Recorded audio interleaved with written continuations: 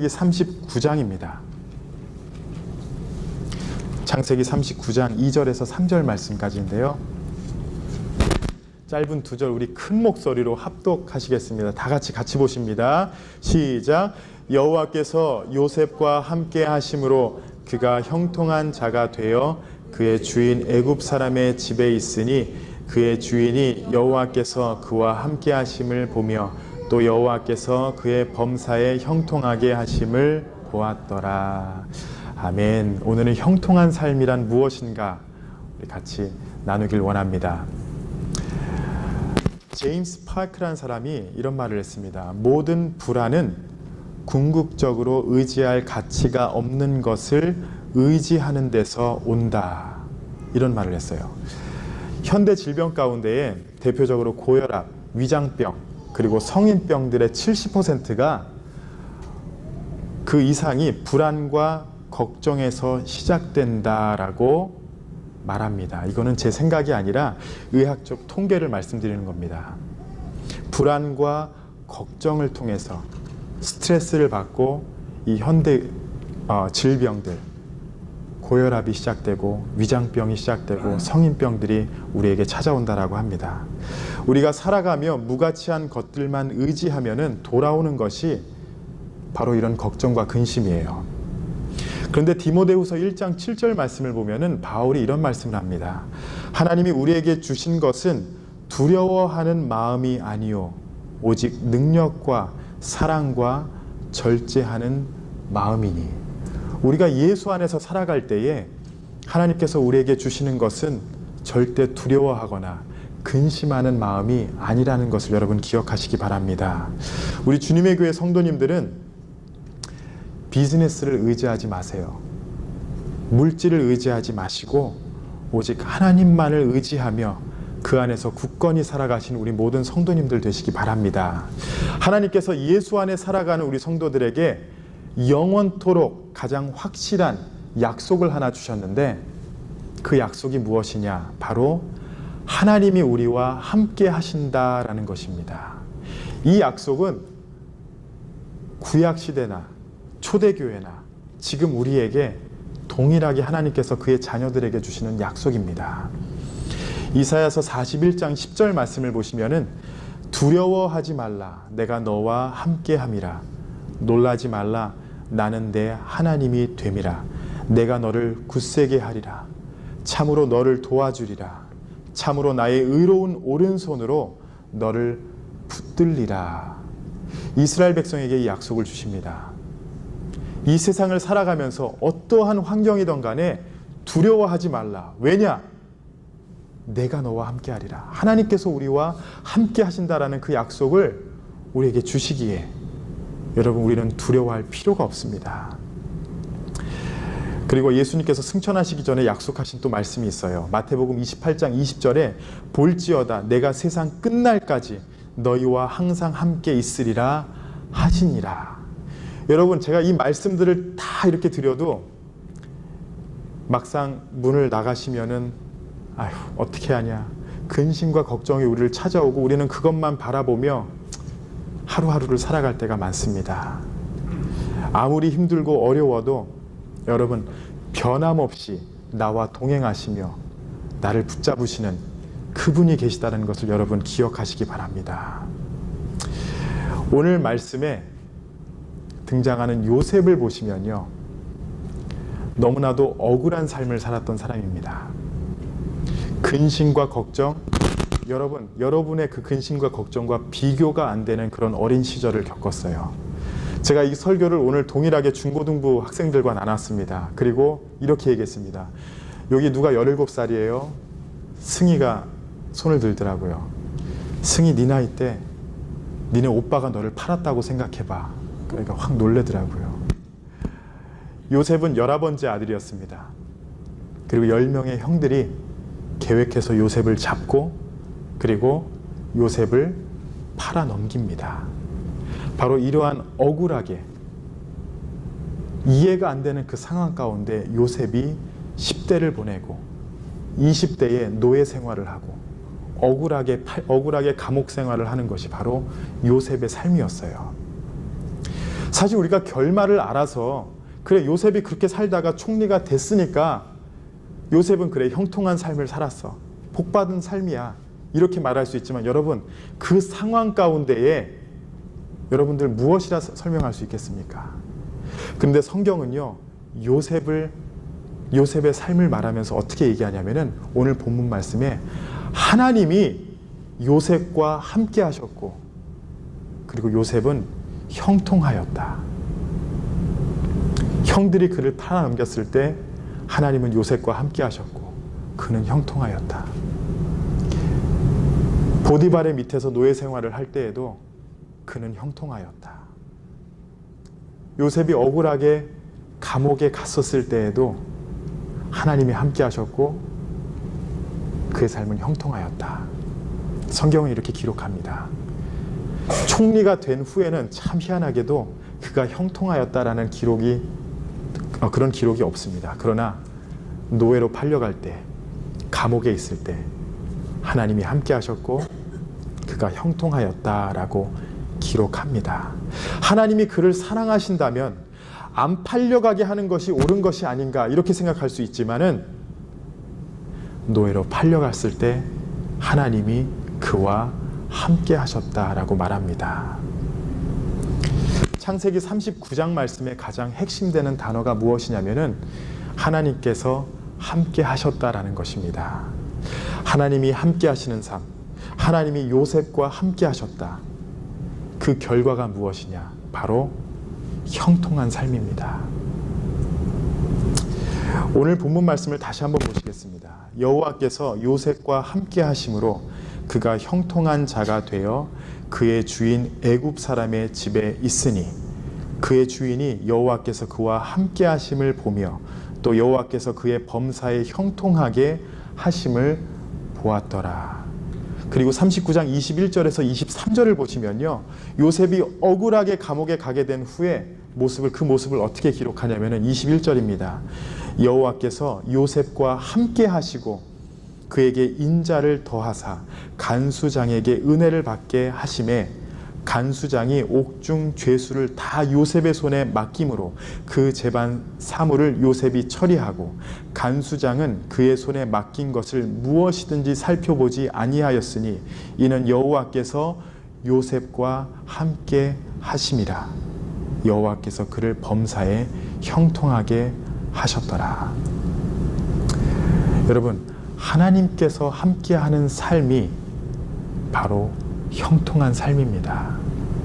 어떤 상황에서도 하나님께서 우리와 함께 하셔야 우리는 형통할 수 있어요. 우리가 아무리 부유해도 많은 것을 누린다 할지라도 우리의 목표가 이 세상에서 우리가 바라는 모든 것을 내가 얻었다 할지라도 하나님께서 함께 하시지 않는다. 여러분, 그건 저주의 삶이에요. 하나님께서 우리와 함께 하시고 인도하실 때에 그때야 비로소 우리는 형통한 삶을 누릴 수가 있는 것입니다. 요셉이 억울한 누명을 쓰고 감옥에 들어갔는데도 하나님께서 형통케 하셨다라고 기록합니다. 여러분, 성경이 이렇게 말씀하는 것을 어떻게 여러분 이해할 수 있습니까? 세상적 기준으로 봤을 때요, 요셉은 그냥 세상적인 표현으로 재수 없는 사람이에요. 아니, 형들이 팔았어요. 그리고 또 나름 누구 밑에서 열심히 일해가지고 그 안에서 높은 자리로 올라갔는데 주인 아내가 유혹을 해서 도망갔는데 억울하게 잘못돼가지고 감옥에 가게 됐습니다. 실패자의 삶입니다. 그런데 성경은 그렇게 기록을 안 합니다. 요셉은 하나님께서 함께 하심으로 형통하였다. 진정한 의미의 형통함이란 하나님의 관점입니다. 하나님 안에서만 우리가 이해할 수 있습니다. 인간의 욕망이 성취되는 것이 형통이 아니라 하나님께서 우리에게 주신 꿈과 비전이 이루어지고 하나님의 계획대로 이루어지는 것이 바로 성경은 형통이라고 말합니다. 내가 이해가 돼서 내 뜻이 이루어져서가 아니라 하나님의 뜻이 이루어지고 내가 그 안에 거할 때에 이것이 바로 형통이다라고 기록해요. 때로는 억울하고 슬프고 외롭고 무시당하고 눈물이 날 때가 있지만 하나님이 함께 하신다. 그것이 바로 형통의 시작이고 형통의 모든 것입니다. 오늘 본문에서 반복하는 말씀이 바로 하나님이 함께 하심으로 범사에 형통하게 하셨다라는 것입니다. 신방을 하다 보면 우리 많은 성도님들이 고민을 많이 말씀하세요. 불만을 많이 말씀하세요. 그렇지만 제가 드릴 수 있는 답은 하나님이 성도님들과 함께 하시기에 여러분은 형통합니다. 하나님이 어떻게 인도하시는지 한번 기대해 보세요. 여러분이 하나님과 함께 하는데 그 하나님이 여러분들 인도하시는데 여러분 기대해야죠. 지금 이 상황 가운데 하나님께서 어떻게 인도하시나? 요셉은 요셉대로, 나는 나대로가 아니라 요셉과 같이 여러분들을 인도하기를 원하시는 하나님이신 줄로 믿으시기 바랍니다. 요셉과 같이 함께 하시고 형통한 삶을 허락하신 것과 같이 여러분 개개인의 삶도 이러한 아름다운 계획 가운데에 하나님께서 인도하시는 줄로 믿으시기 바랍니다. 아멘. 두 번째로요, 우리가 하나님과 함께하는 것을 우리만 아는 것이 아니라 우리를 통해 다른 사람에게도 자연스럽게 전해지기를 하나님께서는 원하십니다. 3절 말씀 다시 한번 보시겠습니다. 그의 주인이 여호와께서 그와 함께 하심을 보며 또 여호와께서 그의 범사에 형통하게 하심을 보았더라. 하나님이 함께 하신다는 것을 요셉의 주인인 보디발이 보았다라고 기록해요. 뭐 어떻게 볼 수 있습니까? 뭐 요셉 뒤에 뭐 이렇게 뭐가 이렇게 둥그런 게 뭐 생긴 그런 게 아니라 17세 소년의 나이에 노예로 팔려온 요셉과 하나님이 함께 하신다는 것은 보디발이 보았다라고 하는데, 분명한 것은 무엇이냐면은 요셉이 그 상황 가운데 불평하지 않고 불만을 갖고 사는 것이 아니라 모든 일마다 탁월하게 처리하고 보이지 않는 하나님의 손길과 축복이 요셉과 함께하고 있었다라는 것을 그의 주인이 알았다라는 것이에요. 여러분이 하나님과 함께하고 그 형통한 삶을 누렸을 때 여러분뿐만이 아니라 그 모습이 다른 사람들에게 자연스럽게 전해지게 되어 있습니다. 여러분이 예수님만 바라보는 삶을 누릴 때에 분명 여러분을 통해 다른 분들이 그 예수님의 형상을 보게 될 줄로 믿습니다. 솔직한 고백을 하나 드리자면 여러분들 많이 변하셨어요. 비록 짧은 구절들을 묵상하고 그 말씀을 우리가 카톡방에 올리며 그것을 여러분들이 나누면서 하나님을 바라보려고 비록 실수는 하지만 그 신앙 안에 살아갈 때에 하나님께서 역사하시고 제가 여러분들을 보며 야, 참 많이 변하셨다. 말하시는 게 달라졌다. 고백하는 그 고백들이 너무나도 달라졌다. 여러분들 변하셨습니다.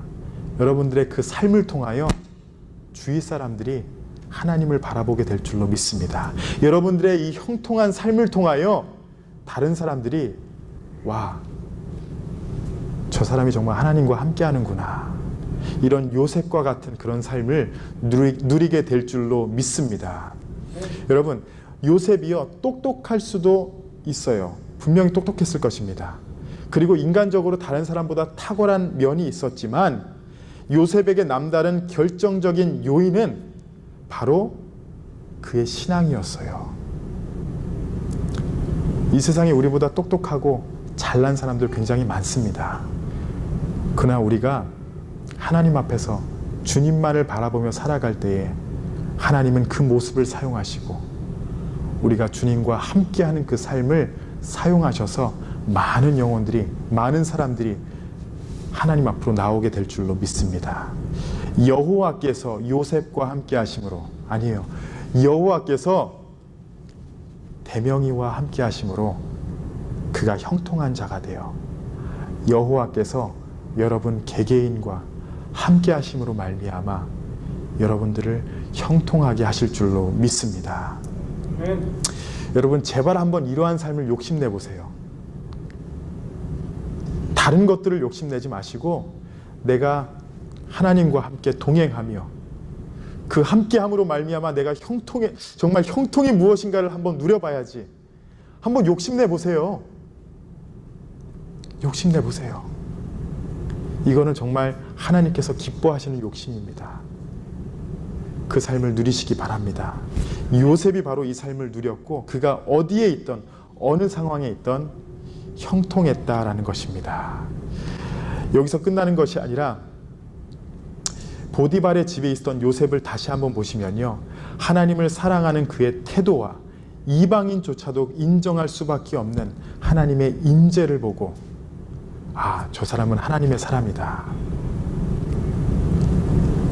이 모습이 여러분들에게도 나타난다는 것입니다. 성경의 인물과 여러분의 삶을 구별짓지 마시기 바랍니다. 그 사람을 통해서 하나님께서 우리에게 원하시는 것이 무엇이냐면은 하나님께서도 동일하게 지금 우리에게도 역사하신다라는 것입니다. 하나님께서는요, 절대로 여러분들을 포기하지 않으십니다. 어떤 상황과 역경 속에서도 우리를 포기하지 않으시고 우리와 함께 하십니다. 요셉과 같이요.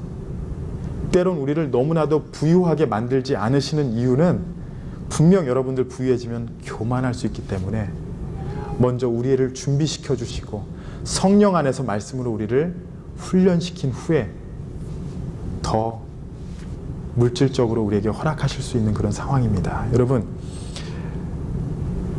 하나님께서 우리를 어떻게 인도하시든 간에 우리와 함께 하십니다. 그것이 바로 형통입니다. 지금 여러분 자신들에게 어떠한 성적을 주는지 한번 생각해 보세요.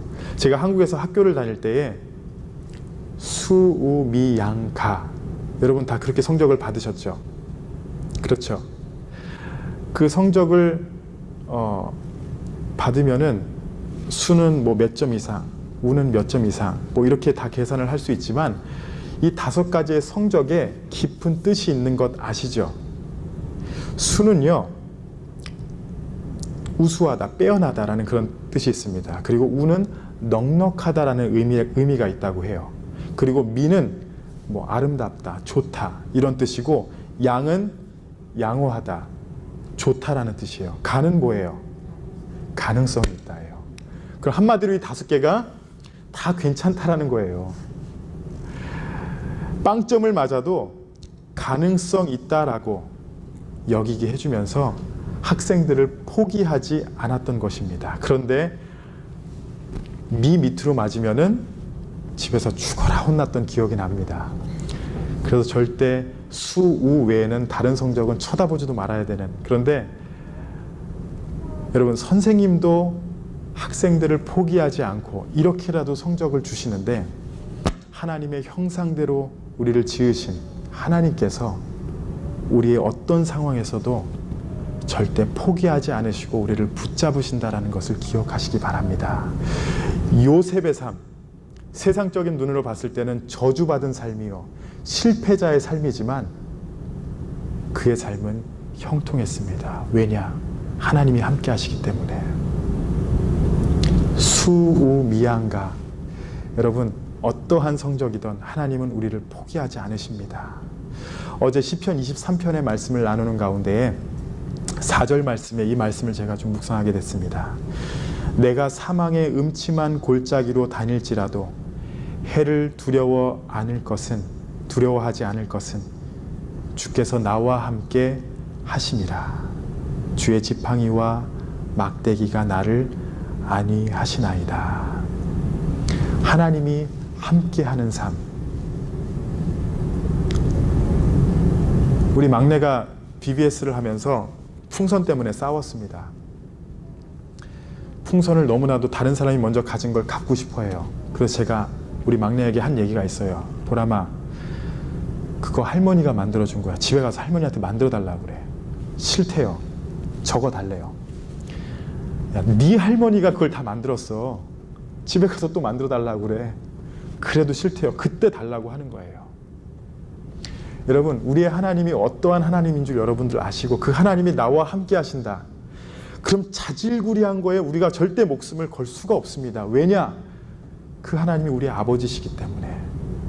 하나님이 나와 함께 하시고 우리에게 형통한 삶을 주시기 때문이에요. 세상 것에 목숨을 걸지 마시기 바랍니다. 내가 지금 처한 상황을 세상적인 시각으로 판단하지 마세요. 하나님이 우리와 함께 하십니다. 우리가 어디를 가든 하나님께서 인도하시고 어느 상황에 있던 우리를 형통케 하십니다. 이것이 아버지의 마음이고 우리를 향한 하나님의 깊으신 마음입니다. 요셉과 같이 오직 주님만 바라보며 주께만 소망을 두시는 성도님들이 되시길 예수님의 이름으로 축원합니다. 기도하시겠습니다. 우리 한번 다 같이 기도하는 시간 갖습니다. 여러분, 하나님이 우리와 함께 하신다.